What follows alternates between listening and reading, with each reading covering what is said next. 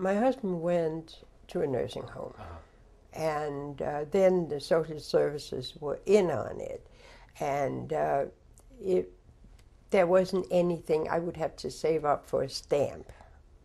People are talking about high rents. Poor people can't afford to live in New York. You know that your little space here is secure. Your rent is paid according to your income. Home is your space, and you feel safe there. You can do whatever you want, and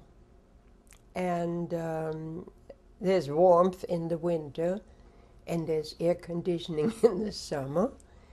Down here, it's all paved, so that's where we have outdoor parties, where there are chairs out. The maintenance people do a really great work here. It's a raised garden, and they have done a beautiful work. They have everything edible is in there.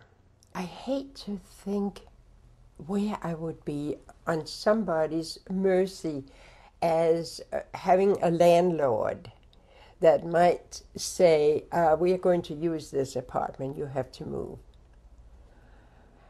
That to me would be the most insecure existence, to be on somebody's mercy. I would have to do something outrageous here not to be able to live here. And it's nice. I don't have to worry about the future.